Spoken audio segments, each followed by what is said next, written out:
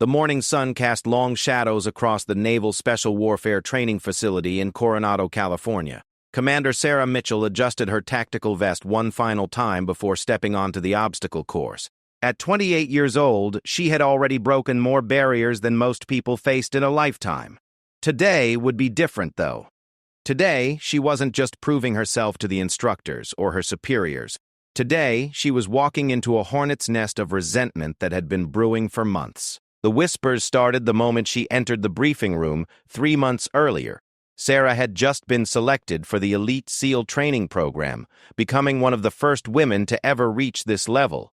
The announcement had sent shockwaves through the tight-knit community of Special Forces operators. Some welcomed the change with open minds, understanding that skill and determination knew no gender. Others, however, saw her presence as an insult to everything they held sacred. Lieutenant Marcus Reeves was among the loudest critics. A 6'2" frame packed with muscle and ego, he had built his reputation on being the toughest instructor at the facility.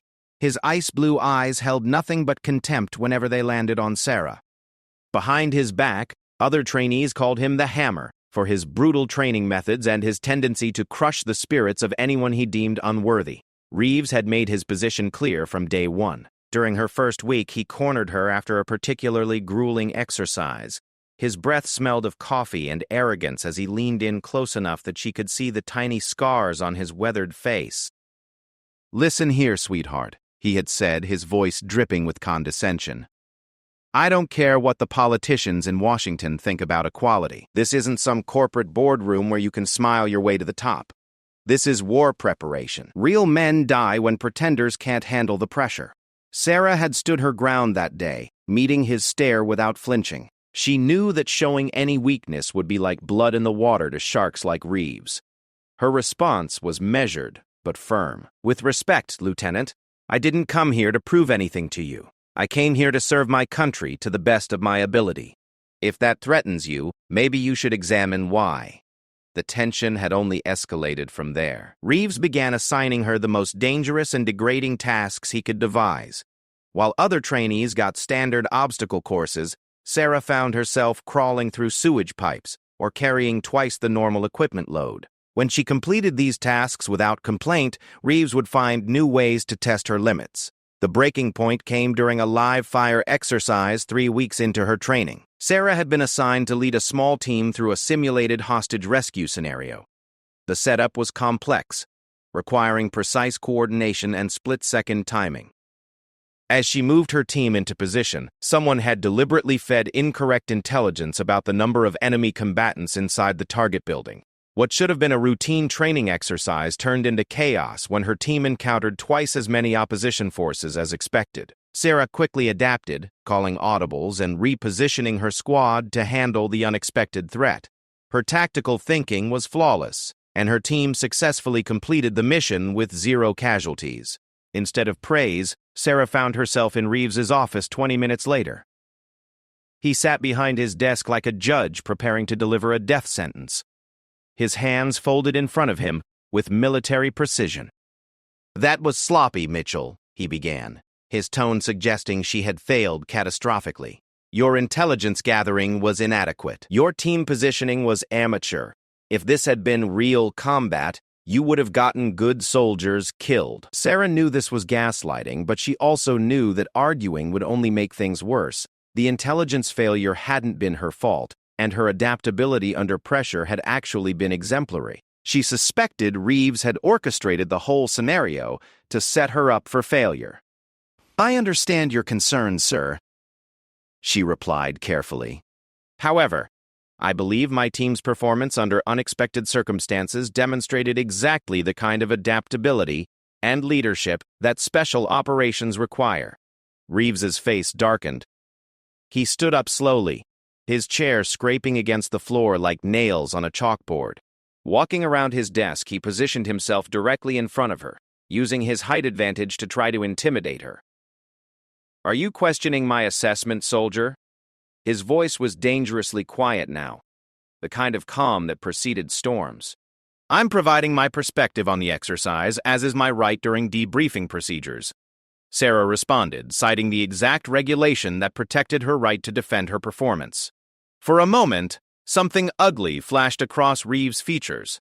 Sarah realized in that instant that this wasn't just about military standards or unit cohesion. This was personal. Reeves saw her success as a direct threat to his worldview, and he was prepared to destroy her career to protect his ego.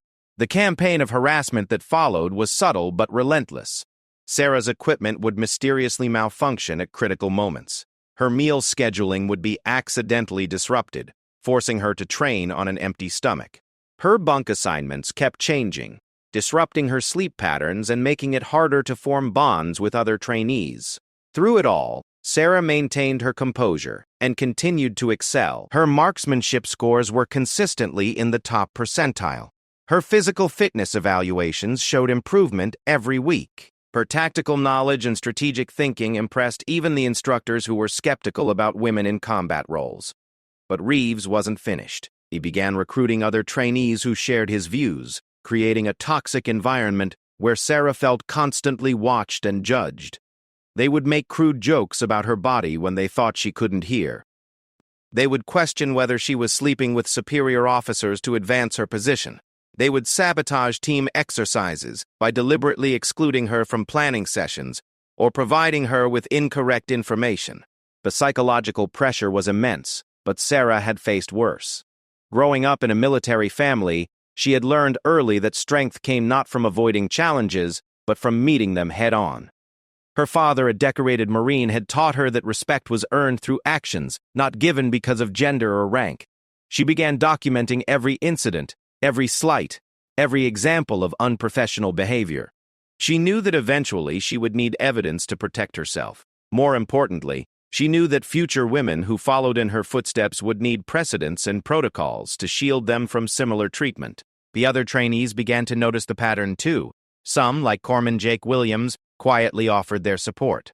Williams had served 2 tours in Afghanistan and had seen women soldiers perform with courage and skill under fire.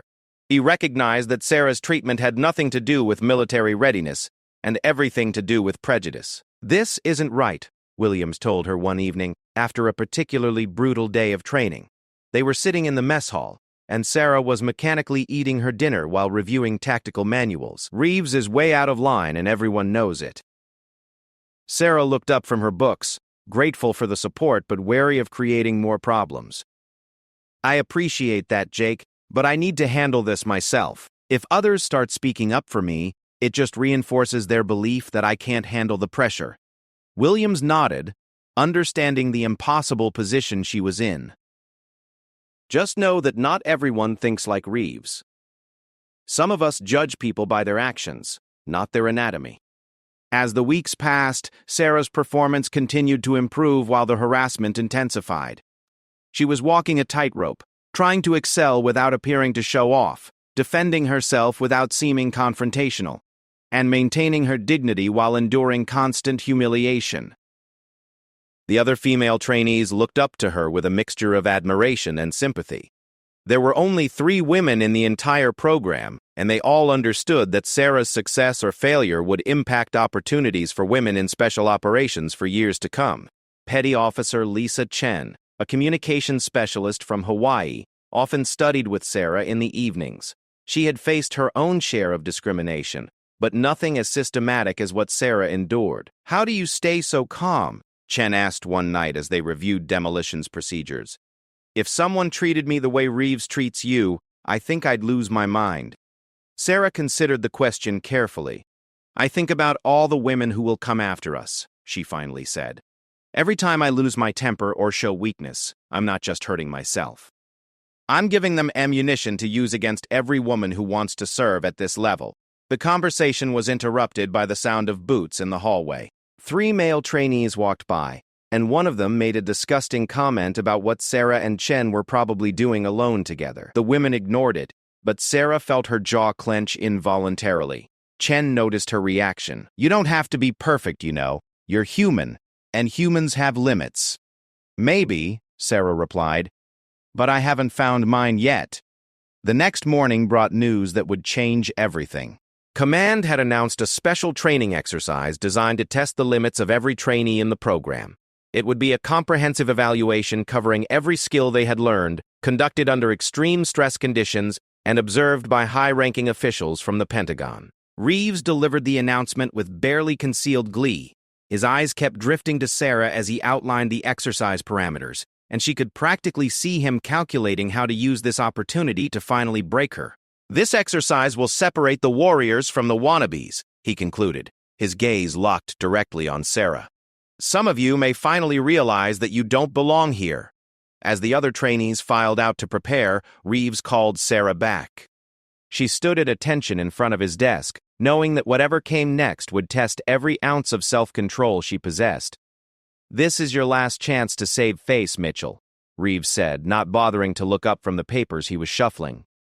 "You can drop out now with some dignity intact, or you can fail spectacularly in front of the Pentagon brass. Either way, this charade ends next week." Sarah felt something cold and hard settle in her chest. She realized that Reeves had been building toward this moment since her first day. Everything he had put her through had been designed to break her spirit before this crucial evaluation. "Permission to speak freely, sir?" she asked. Reeves looked up, apparently curious about what she might say. "Granted.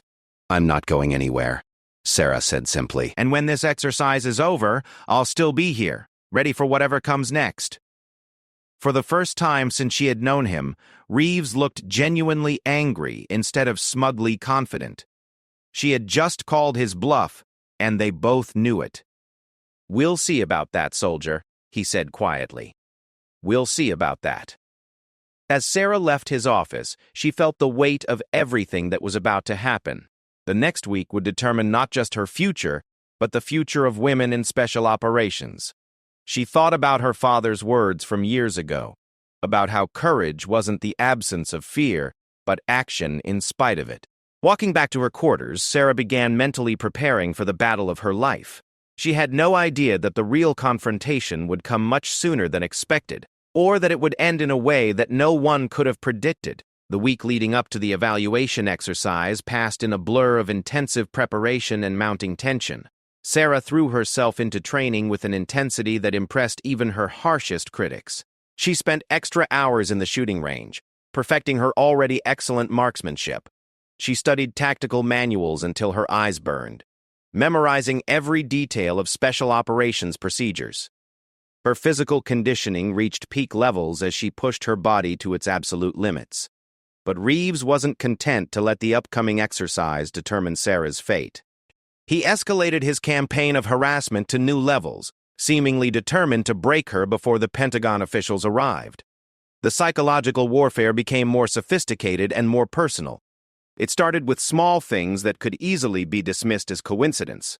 Sarah's alarm clock would mysteriously reset itself, causing her to oversleep and miss morning formations. Her combat boots would be moved from her locker, found later in ridiculous places, like the women's bathroom or the kitchen freezer. Her training schedules would be changed at the last minute, forcing her to sprint across the base to avoid being marked absent. The other trainees began to notice the pattern, but most were too afraid to speak up. Reeves had made it clear that anyone who supported Sarah would face similar treatment. The few who tried to help found themselves assigned to the worst duties or subjected to extra disciplinary actions for minor infractions. Jake Williams tried to intervene one afternoon when he saw Reeves deliberately giving Sarah incorrect coordinates for a navigation exercise. Before he could speak up, Sergeant Rodriguez grabbed his arm and pulled him away. "Don't be stupid, Williams," Rodriguez whispered urgently. "Reeves is looking for any excuse to destroy anyone who backs her up. You can't help her if you get kicked out, too." Williams reluctantly stepped back, but the frustration was eating at him. He had served with women overseas who had saved his life multiple times. Watching Sarah endure this treatment while being powerless to stop it violated everything he believed about military brotherhood. Sarah, meanwhile, was reaching her breaking point despite her outward composure. The constant stress was taking a physical toll. She had lost weight, her sleep was frequently interrupted, and she found herself constantly looking over her shoulder. But she refused to give Reeves the satisfaction of seeing her crack. The harassment took a more sinister turn during a night training exercise in the second week. Sarah was leading a small team through a simulated enemy territory when her radio equipment suddenly failed. Cut off from command and unable to communicate with her backup units, she had to make split-second decisions based on incomplete information. What she didn't know was that Reeves had deliberately sabotaged her equipment and then fed false intelligence to the opposing force, telling them exactly where to find her team. What should have been a routine stealth exercise turned into a dangerous game where Sarah's team was completely outnumbered and outgunned. Using her tactical training and natural leadership abilities, Sarah managed to extract her team safely, but not before they had taken several hits from paintball rounds that would have been fatal wounds in real combat. The exercise was officially recorded as a failure, even though Sarah's performance under impossible circumstances was actually remarkable. During the debriefing, Reeves made a show of reviewing the results with disappointment. "This is exactly what I was afraid of," he announced to the assembled group. "When the pressure gets real, some people just don't have what it takes to lead others into danger." Sarah bit her tongue so hard she tasted blood, but she remained silent. She was beginning to understand that Reeves was building a case against her, creating a paper trail of failures that he had orchestrated himself. She realized that no matter how well she performed, he would find ways to sabotage her success and blame her for the results. That night, alone in her quarters, Sarah finally allowed herself a moment of doubt. She sat on the edge of her narrow bunk, staring at the photos she kept on her nightstand, her parents at her graduation from the Naval Academy, her younger sister in her medical school graduation gown, her grandmother, who had worked as a code breaker during World War II when women weren't supposed to be smart enough for such work. She thought about calling her father, Admiral James Mitchell, but she knew she couldn't. He had fought his own battles to reach his current position, and she couldn't burden him with her problems. Besides, she had specifically asked him not to intervene when she entered the SEAL program. She wanted to succeed or fail on her own merits. A soft knock on her door interrupted her thoughts. She opened it to find Petty Officer Chen standing in the hallway, looking nervous but determined. "Can I come in?" Chen asked quietly. "I think we need to talk." Sarah stepped aside to let her enter. Chen looked around the sparse room, noting the tactical manual stacked neatly on the desk and the combat gear arranged with military precision. "I know what Reeves is doing to you," Chen said without preamble. "We all know. It's not just unfair, it's criminal. He's sabotaging military exercises for personal reasons. That's court-martial territory." Sarah shook her head. "I can't prove it, and even if I could, who would believe me? A female trainee accusing a decorated instructor of harassment? It would look like I'm making excuses for poor performance." Chen sat down on the room's single chair, her expression serious. "What if you're not the only one he's harassed? What if there's a pattern of behavior going back years?" This got Sarah's attention. "What do you mean?" "I've been asking around very quietly. Reeves has been an instructor here for 8 years. In that time, he's had a remarkable record of identifying trainees who supposedly don't have what it takes. But here's the interesting part. Almost all of them have been minorities or women. The few who weren't were men who stood up to him or questioned his methods." Sarah felt a chill run down her spine. "You think he's been doing this systematically?" "I think Marcus Reeves is a bully who's found a way to use his position to destroy people he doesn't think belong here. And I think the brass either doesn't know or doesn't want to know." They talked for another hour, with Chen sharing what she had learned from careful conversations with former trainees and other instructors. A picture emerged of a man who had turned instructor duty into a personal crusade to keep the special operations community pure, according to his own prejudiced standards. The next morning brought even worse news. Sarah arrived at the mess hall to find a group of male trainees clustered around a table, laughing at something on a cell phone. As she approached with her breakfast tray, the laughter died away, but not before she heard fragments of their conversation. "Bet she can't even carry a full pack. Daddy probably made some calls to get her here. Just wait until she faces real combat." One of them, a trainee named Peterson, looked up as she passed. "Morning, Mitchell. Ready for the big evaluation? I hear the Pentagon guys are really curious to see how the experiment is working out." Anything is said as quick as the president. He understood moving by breaking up. Anything by proving tone stood up with. That's is the book, it's about history. But she could feel the eyes of the room on her, measuring her reaction, waiting for signs of weakness. The psychological pressure was becoming almost unbearable. Sarah found herself second-guessing every decision, wondering if her performance was actually good enough or if she was just telling herself what she wanted to hear.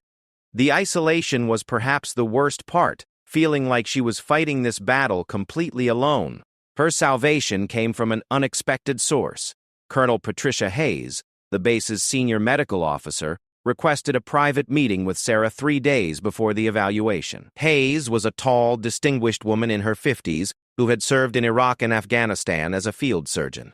They met in Hayes' office, which was decorated with commendations and photos from her deployments overseas. The colonel got straight to the point. "I've been watching your progress, Lieutenant Commander Mitchell," Hayes began. "I've also been watching the way you've been treated. I want you to know that what's happening to you is not normal, not acceptable, and not representative of the values this institution is supposed to uphold." Sarah felt a wave of relief at finally hearing someone in authority acknowledge what she had been experiencing. "Thank you for saying that, ma'am. Sometimes I wonder if I'm being too sensitive." Hayes laughed grimly. "Sensitive? You've shown remarkable restraint. If someone treated me the way Reeves has treated you, I'd have filed formal complaints months ago." "I considered it," Sarah admitted, "but I was afraid it would look like I couldn't handle the pressure." "The pressure of training is one thing," Hayes replied firmly. "The pressure of systematic harassment is something else entirely. What Reeves is doing has nothing to do with military readiness and everything to do with personal prejudice." Hayes leaned forward in her chair, her expression becoming more serious. "I want you to know that you're not alone in this fight. There are people watching, people who understand what's at stake. The evaluation next week isn't just about your individual performance. It's about whether the military is serious about equality and merit-based advancement." Sarah felt tears prick at her eyes for the first time in weeks. "Sometimes I feel like I'm carrying the weight of every woman who might want to serve at this level. It's overwhelming." "You are carrying that weight," Hayes said bluntly, "but you don't have to carry it alone. And you don't have to be perfect. You just have to be yourself and let your abilities speak for themselves." The conversation lasted another 30 minutes, with Hayes sharing her own experiences as one of the first women to serve as a combat surgeon. She talked about the obstacles she had faced and the victories she had won, not just for herself but for the women who came after her. As Sarah left the meeting, she felt a renewed sense of purpose. The evaluation was still 3 days away, but she was no longer dreading it.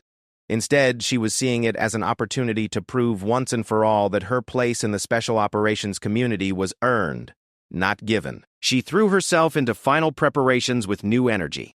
Her marksmanship scores improved even further. Her physical fitness tests showed continued progress. Her tactical knowledge was comprehensive and sophisticated. Whatever Reeves threw at her during the evaluation, she would be ready. But Reeves had one more card to play, and it would come in a way that no one expected. The night before the evaluation, as Sarah was doing final equipment checks, Reeves appeared in the equipment room with 2 of his most loyal followers, Peterson and a trainee named Barnes. "Well, well," Reeves said, his voice carrying that familiar tone of mock surprise. "Look who's burning the midnight oil, trying to cram for tomorrow's test."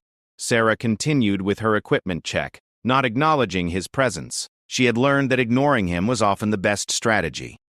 "You know, Mitchell," Reeves continued, moving closer, "I almost admire your persistence. Most people would have given up by now. They would have realized they were in over their heads and found somewhere more appropriate for their talents." Sarah finally looked up, meeting his gaze steadily. "Is there something you need, Lieutenant?" "I have preparation to finish." Reeves smiled, but there was nothing pleasant about it. "Actually, there is something I need. I need you to understand that tomorrow's evaluation is going to be different from anything you've faced so far. The scenarios will be realistic. The pressure will be intense. And when you fail, not if, when, everyone will see that this whole experiment was a mistake from the beginning." Peterson and Barnes flanked him, creating an intimidating wall of masculine hostility. Sarah realized that this was meant to be a final psychological blow, designed to shake her confidence before the most important test of her career. Instead of fear, she felt something else rising inside her, a cold, hard determination that surprised her with its intensity. She stood up slowly, her movements deliberate and controlled. "Thank you for the warning," she said quietly. "But I think you're about to be disappointed." Something in her tone made Reeves take a step back. For just a moment, his confident mask slipped, and she saw something else underneath: uncertainty, and perhaps even a flicker of fear. Tomorrow would change everything, though none of them could have predicted exactly how. The morning of the evaluation dawned gray and foggy, with a cold wind whipping across the Coronado training facility. Sarah woke before her alarm, having barely slept despite her exhaustion. She lay in her narrow bunk for a moment, listening to the sounds of the base coming to life around her, and felt an unusual sense of calm settle over her. Today was the day she had been preparing for since she first decided to pursue special operations training. Every obstacle Reeves had thrown in her path, every moment of doubt she had endured, every hour of extra training she had pushed herself through had led to this moment. She was as ready as she would ever be. The evaluation began at 0600 hours, with a comprehensive briefing for all participants. The assembled group included not only the trainees, but also a contingent of Pentagon officials, including General Patricia Morrison, the highest-ranking woman in Special Operations Command. Morrison was a legend in military circles, having commanded successful missions in both Iraq and Afghanistan before moving into her current strategic role. General Morrison took the podium to address the group, her bearing commanding immediate respect from everyone present. "Today's evaluation represents the culmination of months of intensive training," she began, her voice carrying clearly across the assembled crowd. "You will be tested on every skill you have learned, under conditions designed to simulate the stress and complexity of real combat operations." Sarah felt Reeves' eyes on her from across the room, but she kept her attention focused on the general's briefing. Morrison outlined a series of scenarios that would test marksmanship, tactical planning, physical endurance, leadership under pressure, and adaptability to changing circumstances. "The evaluation will be conducted by independent assessors," Morrison continued, "and performance will be judged solely on measurable criteria and observed competencies. Personal biases and preconceptions have no place in this process." Sarah wondered if that last comment was directed at anyone specific, but Morrison's expression gave nothing away. The first phase of the evaluation was individual marksmanship testing under stress conditions. Trainees would engage targets at varying distances while carrying full combat loads and under simulated enemy fire. Sarah had always been an excellent marksman, but today her performance was exceptional. Despite the added pressure of being closely observed by Pentagon officials, she maintained her composure and hit every target within the required parameters. Watching from the observation tower, General Morrison made notes on her evaluation form. She had been specifically assigned to observe the female trainees, not because of any doubt about their abilities, but because the Pentagon wanted an unbiased assessment from someone who understood the unique pressures they faced. Reeves was also watching Sarah's performance, his expression growing darker with each successful target engagement. He had been hoping that the pressure of observation would cause her to falter, but instead she seemed to be performing even better than usual. The second phase involved tactical planning and execution. Teams of 4 trainees were given complex scenarios and required to develop and execute coordinated responses. Sarah found herself teamed with Jake Williams, Lisa Chen, and surprisingly, Peterson, one of Reeves' most loyal followers. Their scenario involved rescuing hostages from a fortified building while dealing with multiple threats and limited intelligence. As they huddled together to plan their approach, Peterson made his position clear. "I don't care what the brass says about equality," he muttered. "I'm not putting my career in the hands of someone who's here because of politics instead of ability." Sarah felt Williams tense beside her, ready to defend her, but she placed a restraining hand on his arm. "Your concerns are noted, Peterson," she said calmly. "Now let's focus on completing this mission successfully." For the next 20 minutes, Sarah demonstrated exactly why she belonged in special operations. Her tactical analysis was thorough and sophisticated. She identified weaknesses in the target building that others had missed. She developed contingency plans for multiple scenarios and assigned team roles based on each member's strengths rather than her personal preferences. Even Peterson had to admit that her plan was solid. As they moved into the execution phase, Sarah's leadership was evident in the way she coordinated their movements and adapted to unexpected developments. When they encountered resistance that wasn't in the original briefing, she quickly modified their approach without losing sight of the primary objective. The team successfully completed their mission with textbook precision. As they exited the exercise area, Peterson approached Sarah with what might have been the beginnings of respect in his eyes. "That was good tactical thinking," he admitted grudgingly.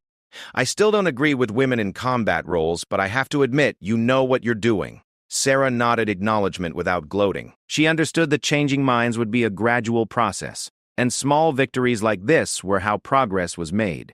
The third phase was the most physically demanding, an endurance course that tested strength, stamina, and mental toughness. Trainees had to complete a series of obstacles while carrying full combat loads, including a final section where they had to drag a simulated wounded comrade to safety.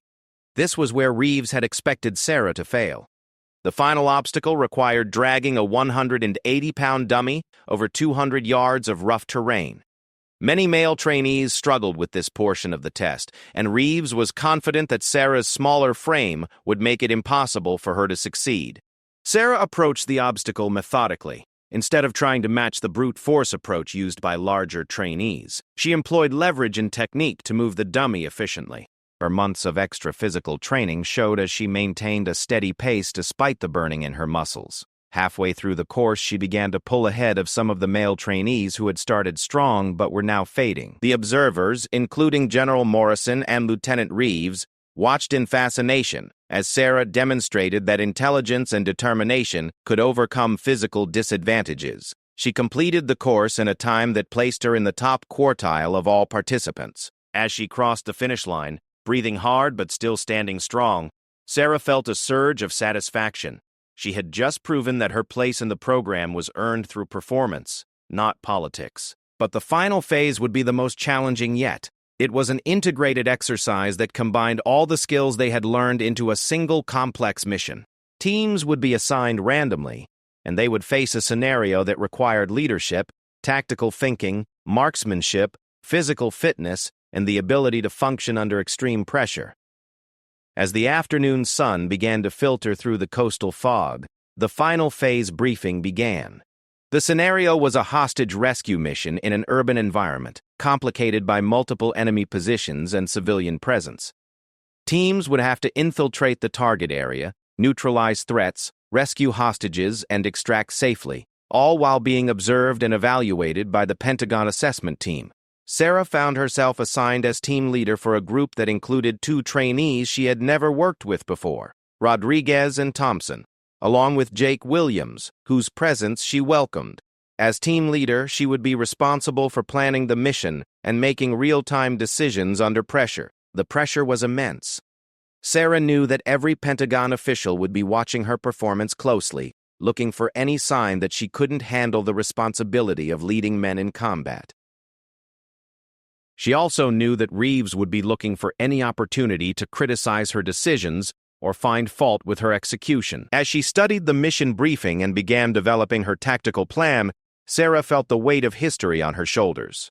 This wasn't just about her individual performance anymore. This was about proving that women belonged in special operations, that merit should be the only factor in determining who earned the right to serve at this level.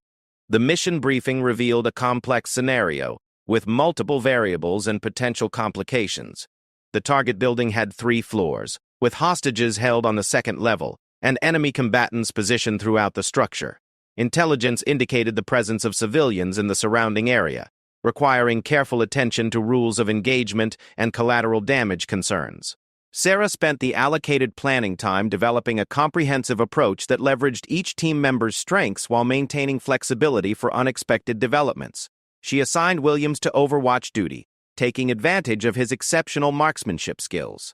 Rodriguez would handle close-quarters combat, while Thompson would be responsible for communications and coordination. As they prepared to begin the mission, Sarah gathered her team for a final briefing. "Remember, we're being evaluated on everything: tactical decision-making, execution under pressure, and our ability to work as a cohesive unit. But more importantly, we have hostages depending on us to get this right." The team members nodded, their expressions serious but confident. Despite their initial skepticism about female leadership, They had seen Sarah's capabilities during the earlier phases of the evaluation. Whatever personal opinions they might have had were being set aside in favor of mission success. As they moved toward the target building, Sarah felt a familiar calm settle over her.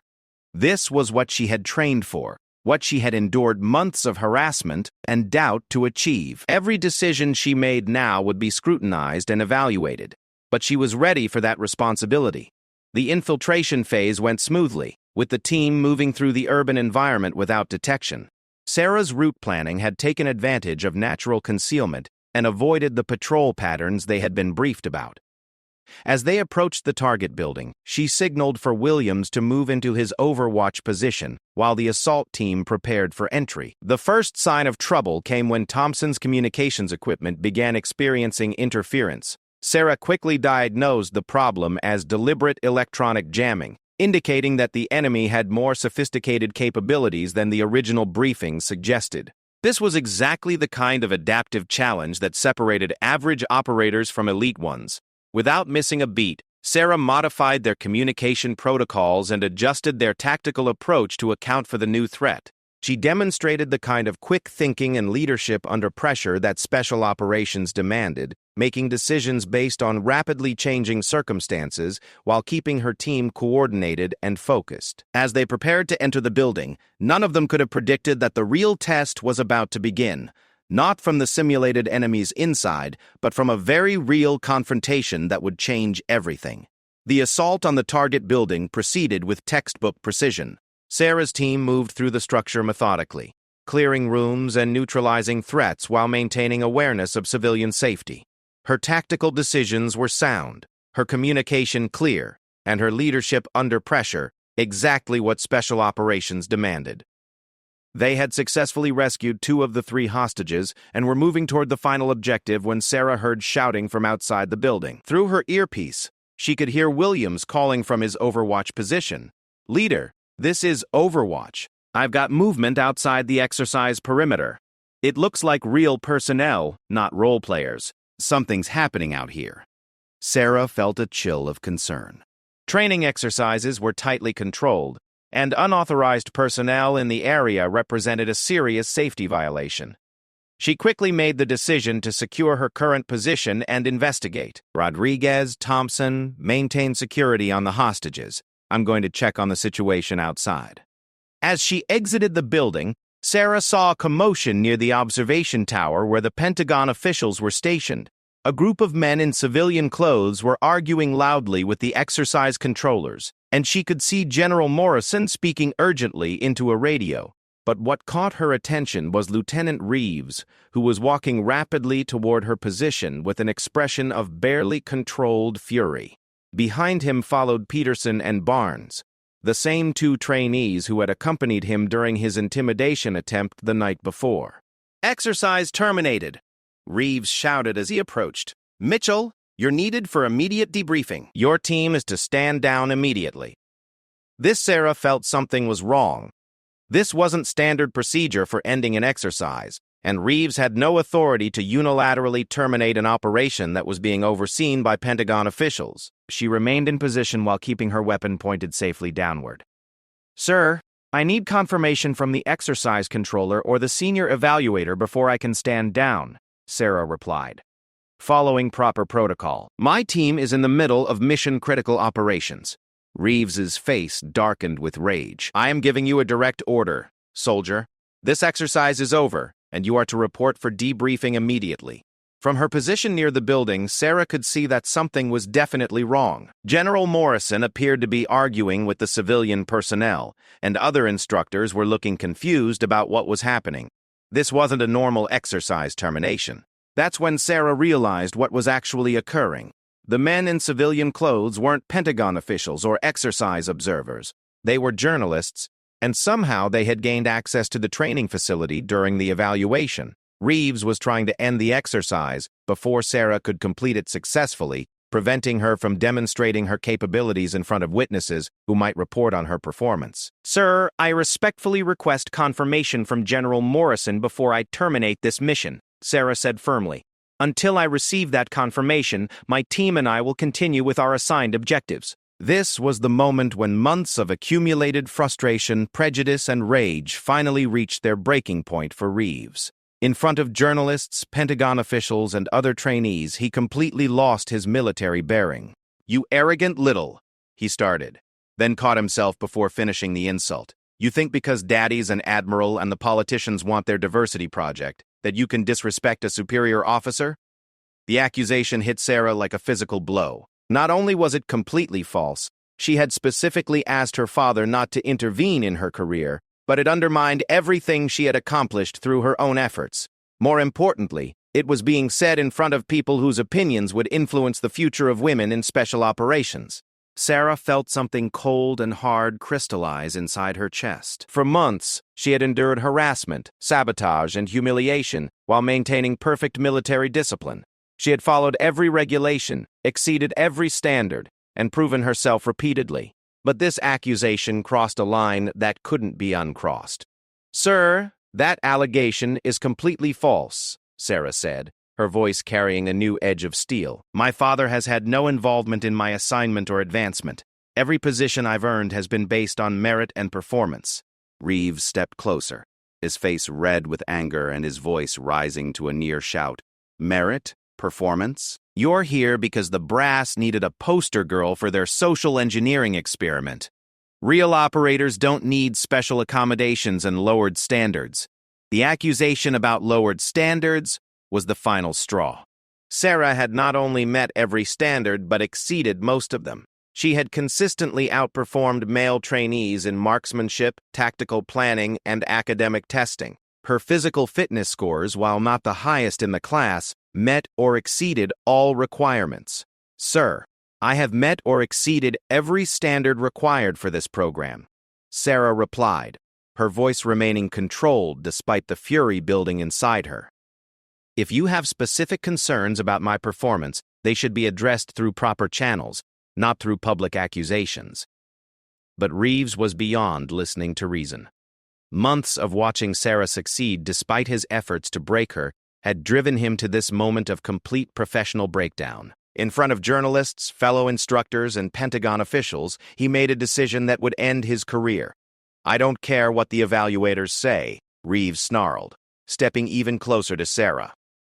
"I don't care what politicians in Washington want. Women don't belong in combat roles, and I'll be damned if I'll pretend otherwise to make some feminist point." He reached out as if to grab Sarah's equipment vest, apparently intending to physically remove her from the exercise area. It was a completely inappropriate action that violated every principle of military conduct and professional behavior. Sarah's response was instinctive, immediate, and devastatingly effective. Years of martial arts training, months of combat conditioning, and a lifetime of being underestimated came together in one perfectly executed movement. As Reeves's hand moved toward her vest, Sarah stepped slightly to one side while simultaneously grabbing his extended arm.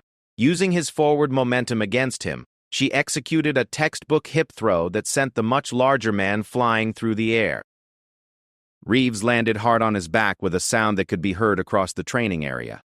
The entire sequence took less than 5 seconds. Reeves lay on the ground, stunned and gasping for air, while everyone within sight stood in shocked silence. Sarah remained in a ready position for a moment, ensuring that the threat was neutralized, then stepped back and assumed a position of attention. "Sir, you initiated physical contact," she said clearly, her voice carrying across the suddenly quiet training area. "I responded with appropriate defensive measures to protect myself and maintain good order and discipline." The silence stretched for what felt like hours, but was probably only seconds. Then General Morrison's voice cut through the quiet like a knife. "Someone get a medic to check on Lieutenant Reeves," she ordered, her tone brisk and professional. "And I want everyone who witnessed this incident to report to the debrief room immediately." As medical personnel rushed to assist Reeves, who was slowly sitting up but appeared more embarrassed than injured, Sarah found herself surrounded by people. Some were fellow trainees staring in amazement. Others were officials and instructors trying to understand what had just happened. Jake Williams was the first to reach her side. "Holy hell, Sarah," he said quietly. "That was the most beautiful thing I've ever seen." He's had that coming for months. Peterson appeared next, his expression completely changed from the skepticism he had shown earlier. "Ma'am, "I owe you an apology," he said formally. "I misjudged you, and I misjudged what you've been dealing with. That was completely inappropriate behavior from an instructor." The journalists were frantically taking notes and photographs, recognizing that they had just witnessed something significant. One of them, a woman from the Washington Post, approached Sarah directly. "Commander Mitchell, can you comment on what just happened? Was this the culmination of ongoing harassment?" Before Sarah could respond, General Morrison intervened. "There will be no interviews at this time," she announced firmly. "This incident will be thoroughly investigated through proper military channels." As the crowd began to disperse, Morrison approached Sarah directly. "Commander Mitchell, I need you to come with me for immediate debriefing. Your exercise performance will be evaluated separately from this incident." Walking toward the debrief building, Morrison spoke quietly to Sarah. For what it's worth, that was a textbook defensive response to inappropriate physical contact. Reeves put himself in that position through his own unprofessional conduct. Sarah felt a mixture of relief and concern. Relief that her actions were being seen as justified, but concern about how this incident might affect her career and the broader question of women in special operations. "Ma'am, I hope this incident won't be used to suggest that women can't handle the pressure of special operations training," Sarah said. Morrison stopped walking and turned to face her directly. "Commander, what happened today had nothing to do with your gender and everything to do with one instructor's inability to accept change. Your performance during the evaluation has been exemplary. This incident, if anything, demonstrates exactly the kind of composure and defensive capability that we want in special operations personnel." The subsequent investigation confirmed what everyone had witnessed. Multiple trainees, instructors, and officials testified that Reeves had initiated inappropriate physical contact and that Sarah's response had been proportional and defensive. The journalists' photographs and video recordings provided clear evidence of the sequence of events. Lieutenant Reeves was relieved of his instructor duties pending a full investigation into his conduct toward female trainees. The inquiry revealed a pattern of harassment going back several years, affecting not just Sarah, but several other women who had passed through the program. Sarah completed her special operations training with honors, becoming one of the first women to earn the coveted SEAL designation. Her performance during the evaluation, even with the interruption, was rated as exceptional by the Pentagon assessment team. More importantly, her handling of the confrontation with Reeves became a teaching example used in military leadership courses. It demonstrated how to maintain professionalism under extreme provocation while taking appropriate defensive action when necessary. 6 months later, Sarah was deployed with her SEAL team to operations in the Middle East, where her tactical skills and leadership abilities proved themselves in real combat situations. Her gender became irrelevant in the face of her competence and dedication to mission success. The incident with Reeves, rather than ending her career, had actually strengthened the case for women in special operations. It showed that female operators could handle not just physical challenges but also the psychological pressure of prejudice and harassment while maintaining their military bearing. Years later, when Sarah had advanced to senior leadership positions herself, she would look back on that moment as the turning point when she stopped trying to prove that she belonged and simply accepted that she had already earned her place. The 5 seconds it took to neutralize Reeves's unprofessional conduct had validated months of preparation. The program for women in special operations continued to expand, with Sarah serving as both an example and a mentor for the women who followed. Her success had proven that skill, determination, and character were the only qualifications that truly mattered in the elite world of special operations. Lieutenant Reeves, meanwhile, found himself facing administrative action and eventual separation from the military for conduct unbecoming an officer. His career ended not because he had underestimated Sarah's physical capabilities, but because he had allowed personal prejudice to overcome professional judgment. The journalists who witnessed the incident reported it as a watershed moment for military equality, but those who knew the full story understood it differently. It wasn't about gender politics or social engineering. It was about a highly trained professional defending herself against inappropriate conduct while maintaining perfect military discipline. In the end, Sarah's 5-second response to Reeves' aggression had said more about her qualifications for special operations than months of formal evaluation could have demonstrated. She had shown grace under pressure, appropriate defensive skills, and the kind of calm competence that elite military operations demanded. The harassment was over, the doubts were silenced, and Sarah Mitchell had earned her place among America's most elite warriors through merit, skill, and an unshakable commitment to excellence.